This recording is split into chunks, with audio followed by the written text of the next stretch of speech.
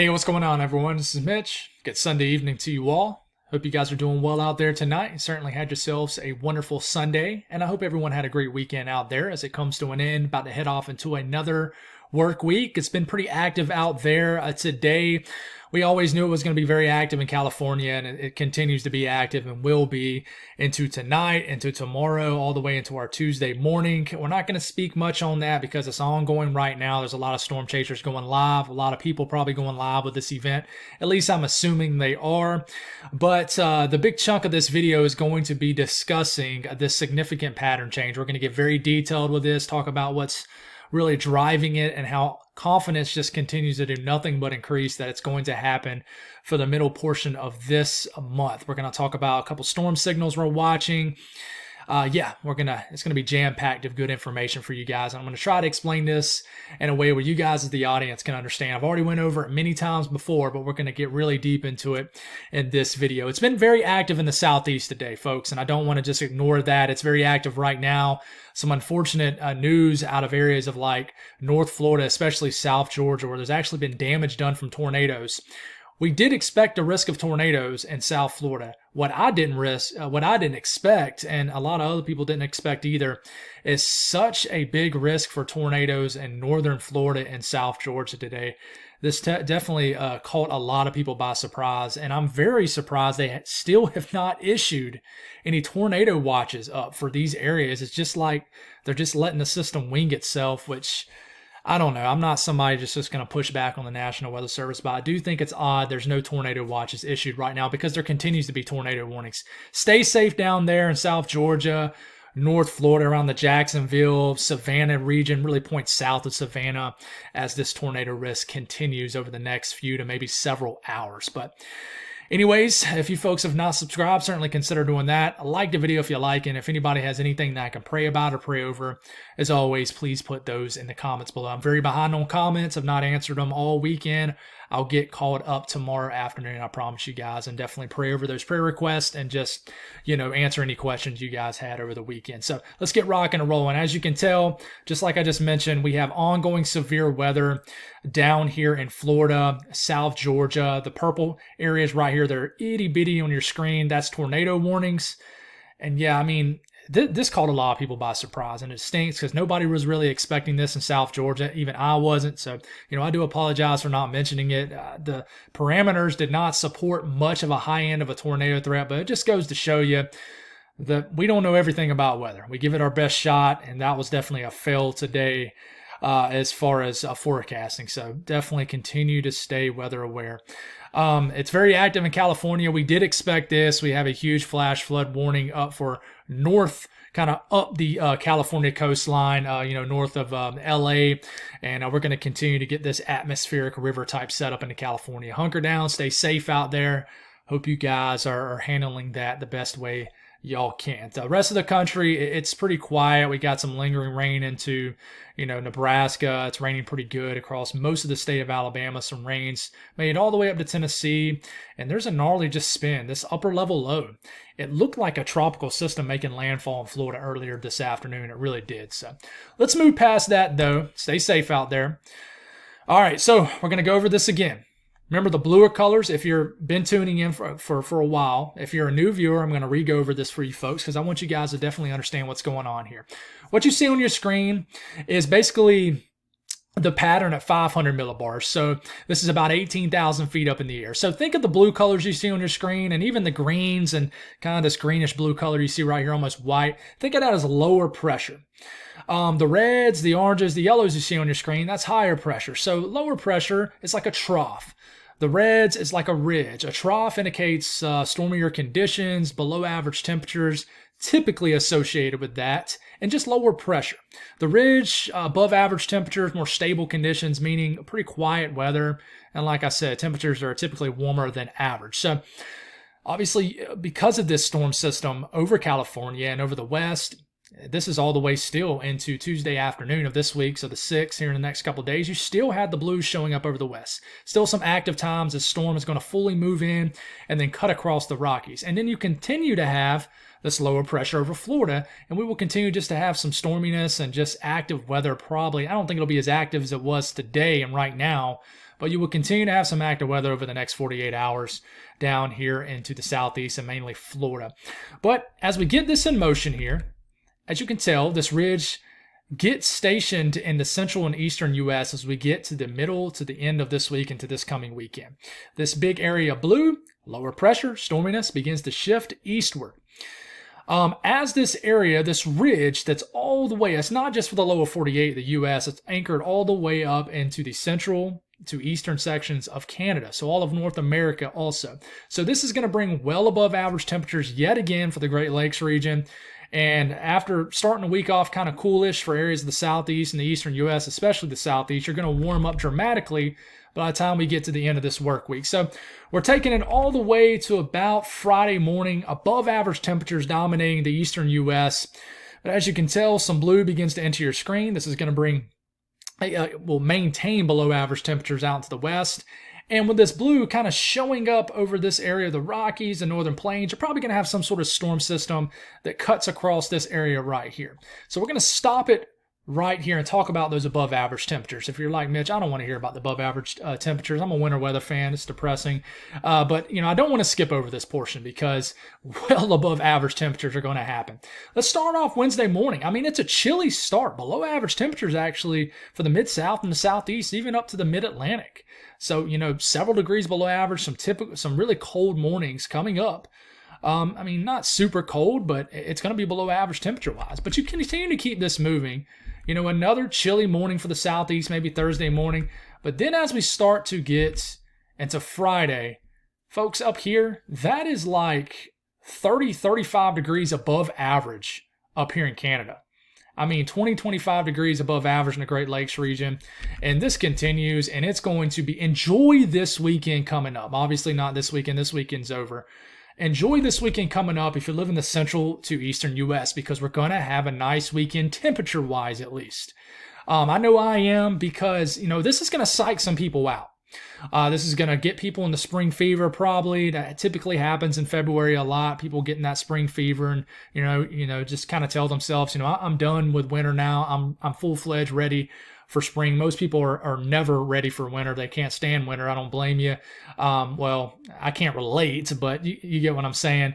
I understand not everybody likes winter weather. What you can see here is, you see the below average temperatures out in the Rockies? Watch how this changes. This kind of oozes a little bit further east, very slowly. And just note that we're getting into Sunday, next Sunday, a week from today, still above average temperatures, still hanging on. And then we get to like February 13th, you start to see some below average temperatures creeping into the picture. Okay? And you're starting to lose that heavy influence of above average temperatures as we get rid of that ridge. But how warm could it get between now and that change?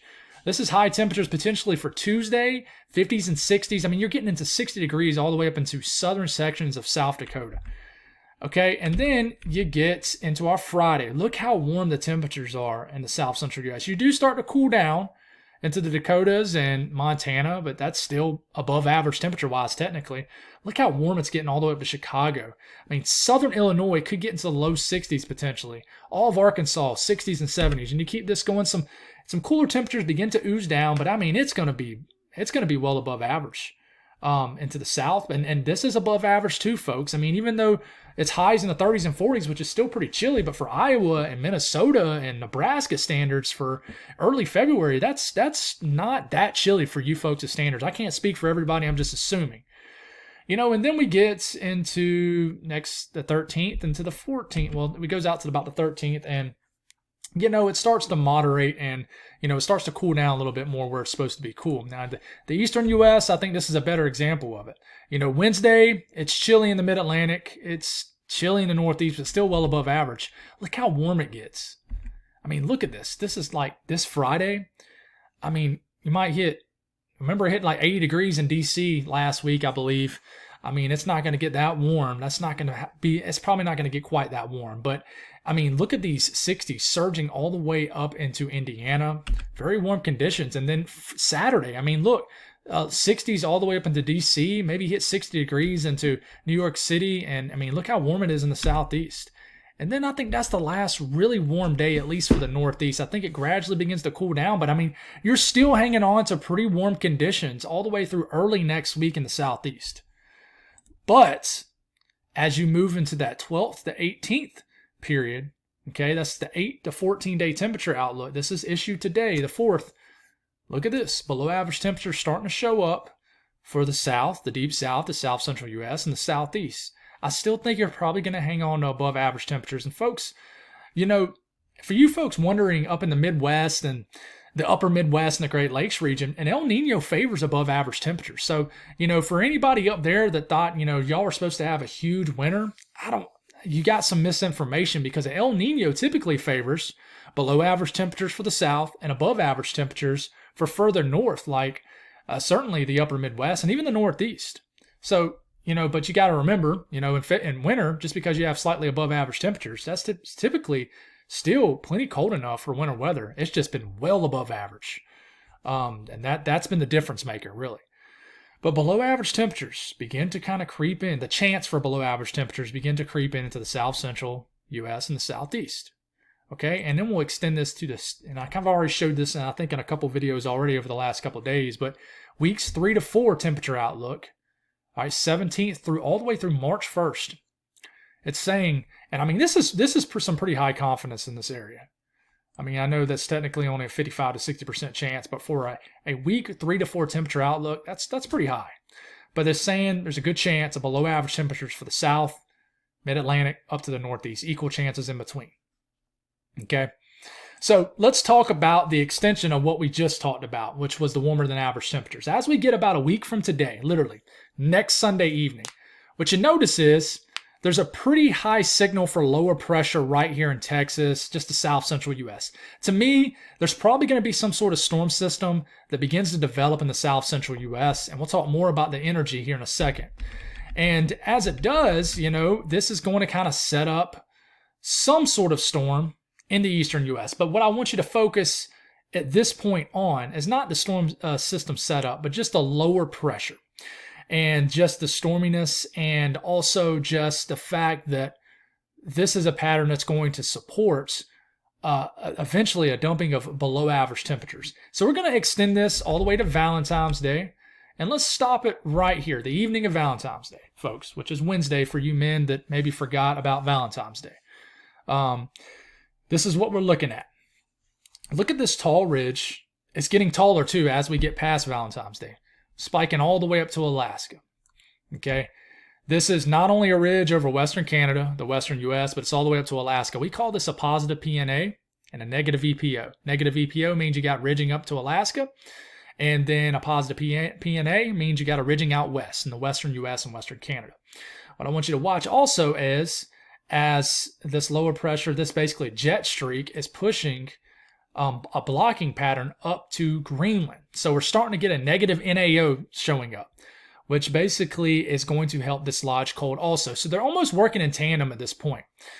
So you got this ridge built all the way up to Alaska, and then the jet is screeching down like this, all the way down here, and then like this. Now, this isn't going to be exactly where the storm systems are going to track, but this is that dip in the jet stream. So this blocking pattern up here also, this helps to dislodge cold air down into this way. Now, obviously, it might not directly be that way. It could come down, you know, like this, also like this, or all of the above.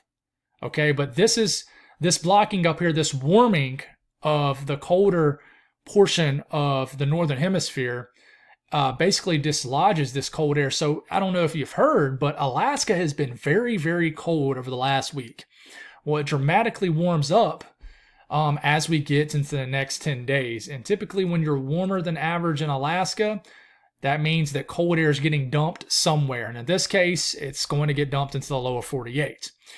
So there's another thing to mention here. And let's get this back off your screen and kind of keep rolling here. There's another thing that shows up here. And I'll stop it right here. It's a little different. It looks kind of the same just to a quick glance of the eye. But cold air feed coming down here, okay, because you still got this ridge, this spiking up here. This is allowing for cold air to continue to feed down here. And what I want you to notice is this area right in here, this blue, this lower pressure. This is our jet extension undercutting this ridge right in here. So this is our southern stream is what we call it. kind of getting excited down here, and it's going to start flowing down into that cold air, dumping down from the northern hemisphere. So you could have a couple things going on here. You could have energy flying down this ridge to the east of this ridge. And I definitely think eventually, as we get, in my opinion, closer to the 20th time frame of February, you're going to get some, I think, what we call some southern slider type activity sliding across the southern tier of the country. Now, what is our cold air feed going to be as energy starts to get right in this region? It's a big question. What is our cold air feed going to be? I think it could be there, but we don't know. It's a good looking pattern, folks. It really is. I mean, you pretty much got all the teleconnections that support winter weather for areas even pretty far south. It's just, are we going to get all the stuff to really mash together? It takes pretty close to a miracle to get winter weather for the Southeast. And I'm not just speaking for the Southeast. I'm talking about the Mid-Atlantic, the Northeast. But I am speaking heavily for people that really are winter weather fans that have not seen anything. But it continues to look like a really good pattern. The GFS ensemble shows it also. And you continue to extend this past this. We get into that period that I like. If you had to say, hey, Mitch, you got to tell me a period you like for the Southeast or the Mid-Atlantic, I would say the 20th through the 29th, which is just call it the last 10 days of February. That's that period that I really, really like, that I personally like. And you continue to extend this past this. And if you notice, you go from looking like you got a high signal for lower pressure up into the Northeast, and which to me tells me we'll have some sort of opportunity for a storm signal coming up maybe around the 10th to the 15th range for the Northeast. And then what I want you to notice is the lower pressure that shows up down here. And even though you see these warmer colors up here, there's still cold air coming down into here potentially. That's what we think. And then we got the lower pressure showing up into here, which is in the form of some sort of activity, some sort of storm system moisture to feed this cold air, vice versa. So get this back off, and you kind of keep this rolling here. All right, and it just continues. You get all the way through the last several days of February, and you continue to get this look which favors some sort of storm system for the south and to the eastern U.S. And this continues, folks. If you're a spring fan, and I'm a spring fan, but I like winter to be in winter and spring to be in spring. That's how I view it. But if you're a spring fan, I do not think you're going to like early spring. I don't think you're going to like the early March pattern. It's not. I really think that this pattern stays entrenched into the area for a long time. I think we're going to have some cool days. I mean, and if there's ever going to be a year, in my opinion, where we're going to get a late winter storm, because we all know 1993, we know that storm in Alabama into the southern Alps, North Georgia, the Carolinas, all the way up the eastern seaboard. We all know what happened. What was it, March 13th, 1993? You never know when it's going to happen again. But if there's ever going to be a year where we're going to see some crazy early March winter weather kind of setups, it'll be this year. And you compare this to the actual temperatures, folks, and this is what it looks like. Below average temperatures begin to ooze into the area around Valentine's Day for the Southeast. It's not going to be a huge difference, but as we continue to move this forward into past 10 days, below average temperatures begin to really take over, and it starts to get to 5, 10, maybe 15 degrees below average as we get into the 16th, 17th, 18th, 19th, and 20th. And this look continues for the long run, all the way through the end of the next 15 days. And the same thing with the GFS ensemble, folks, above average temperatures. And then as we get to around Valentine's Day and just after, it's when you start to see the below average temperatures beginning to take over. And the GFS ensemble is a lot more aggressive. It shows areas 10, 15 degrees below average. And still for mid-February standards, that's cold enough for winter weather. And this continues through the length of the run, folks. It really does. So, the next thing to talk about is precipitation. Well, the 8 to 14 day precipitation outlook, you're thinking, well, they're calling for below average precipitations. Are we going to get any moisture with this? Well, I would say that, once we get closer to the 20th, it does have more of a suppressed look to it, which means, I would favor the southern tier of the U.S., for moisture. It's just, hey, just because you got moisture in the Southeast, does that mean we're going to get winter weather? We're not sure. But you see, slight chance of below average precipitation, but this could change. This could change a lot. And, you look at the extended version of this, same thing, a 3 to 4 week precipitation outlook. And, it's about equal chances in this white area right here, but there's a solid chance for below average precipitation up here. And guys, that is because we're going to have such a cool press of air. This is going to suppress a lot of these storm systems to the south. So typically when you had this look, this could favor the southeast and mid-Atlantic. And, a lot of people that follow me on social media, they kind of read into my posts like, Mitch, you're saying it's going to snow in like Columbia, South Carolina. That's not exactly what I'm saying. I'm saying that the chance for winter weather is not over. In fact, I think winter will honestly be more intense than it has been all winter, in my opinion, the second half of February into early March, especially for the eastern U.S. It's just my opinion. Part of what I do is to take risk, take chances with some of these forecasts. I'm not just going to, take the professional take every time and just, keep it within, certain guidelines or something. Part of what I do is not just jump on here and show you models and explain it, but I kind of give you my opinions on things.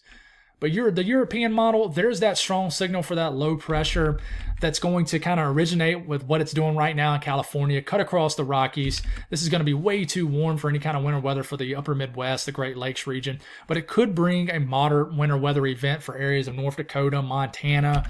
It's very possible. This could trend into something more significant. This is even going to bring rain for eastern Canada. Could bring some rain. This could bring the potential for a severe weather event for somebody.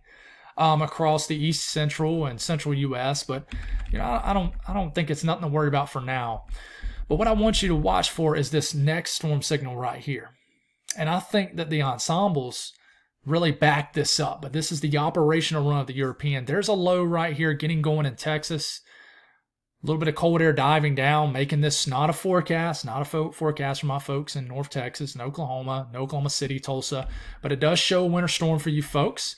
Low begins to cut and strengthen, 996 millibar low. Yes, if something like this was to happen, this could bring an episode of severe weather sometime at the end of next weekend, early next week, not a forecast. But there's still not a lot of cold air in place. As you can tell, this is all rain for Kentucky, Tennessee, the southeast, the deep south. A little bit of kind of onset winter weather for the Northeast, but, this might bring some winter weather for the Great Lakes region, but none of this is a forecast. What we look at this right here and we say, okay, hey, we see a storm signal here. Well, we don't know exactly what it's going to do. But it's interesting that the Euro does show a storm signal in the time frame that we like right here. This is kind of what I would think would be a table setter storm system, meaning if you go back and look back in January, folks, if you remember, before we got that major winter storm in the Mid-South, we had like 3 systems that cut across the middle of the country. They cut north of the areas that ultimately got a winter storm several days later. And then as each storm cut, more and more cold air came down. The evolution of this could be very similar. Here comes this big system cutting across. Who knows? Could deliver a winter storm for areas of New England. We got to watch that. That could be a big topic here in the coming days. And then as you can tell, that 540 line begins to dive south. And then it's a waiting game for our southern stream to get active, that what we just talked about. There's that 540 line diving way down here. You'd like to see that. That's cold air diving down if you're a winter weather fan. And it's the same thing with the Euro. And I haven't looked at the Euro yet. I mean, the GFS. So this is going to be new to me. Let's see if it gives us any surprises. There's that first system cutting across the middle of the country. And the GFS, just as everywhere with what the Euro is showing, Euro is adamant that there's going to be a big system over the middle of the country, like the end of this coming weekend, early next week. But the GFS is just kind of everywhere. It shows a storm signal. There it is. But it's further south. It's suppressed a little bit further. And to me, that says the GFS is trying to bring the cold air in quicker. But you see the big difference there, right? The GFS, like 200 hours out, shows nothing for the Northeast. The Euro shows a major winter storm. And then look at the cold air diving down. You see that 540 line, and it's just trying to figure out, are we going to get a big fantasy run? And, here's the GFS dumping a huge winter storm over the middle of the country. And there it is. There is a big winter weather event showing up for the Carolinas. It's just not the one we want. It's ice. But, you're going to start to see probably some wild runs in my opinion. And you're going to see some runs where it loses, the cold push, and then it brings it back. There's going to be some wild runs coming up this week, in my opinion. So, we'll have to watch for that. But there is a strong signal for a storm signal. For a strong signal for a storm signal. Yeah, I guess you can call it that. But, there's that signal for that storm that moves across this portion. And then if you look right here off the European ensemble, you see the darker shades of blue. That's our signal for a storm, end of this weekend into next week. And there it is, kind of, must be some strong members pretty far south too, because it has the blue right over the Carolinas and the southeast. And then it has that area blue right here, which tells us that, hey, this could be a coastal low for the northeast. And if there's enough cold air, it could be some winter weather. But after that, it's anybody's guess. And, all we can tell you this is the jet. This is at 200 millibars, 30, 35, 40,000 feet up in the air. This is where the jet kind of goes, right? This is the vibrant colors right here is where the jet sits. So this is, in general, where our low pressures are going to track. And if you notice, we get into this weekend, the track is cutting across the country. But what I want you to watch is as the Pacific jet down here connects to that southern stream, becomes a southern stream, and then we start to get a track that shifts a little bit further south. You see how this is kind of these colors are just more south in general. And that tells me that, especially as we get about 15 days out, closer to that 20th frame, look at this. Look at this feed of moisture. What kind of cold air push are you getting into that? It's a big question. So, we look at the European ensembles, and the signal's not very high. Look how high it gets for the Northeast around that 7 to 10 day time frame. You see how all that snow fills in for the Northeast? That's that big storm signal we're watching that I think we'll end up talking about a lot more here in the coming days. But, there's nothing between now and the morning of the 19th really showing up for the Southeast or Mid-Atlantic. A little bit for the Mid-Atlantic, but I just still think this is before our window. Now you look at the GFS ensemble, you kind of go all the way out. There's that big signal for the Northeast, and then you have more of a signal down here for the Southeast and Mid-Atlantic. But, we just got to watch, guys. I think we got some very interesting times coming up. I think the second half of February is going to be much more active than the first half. So buckle up. Thank y'all for tuning in. God bless all y'all. Ask questions in the comments if you have them, and I'll try to answer them the best way I can. God bless all y'all, and have a great rest of your night.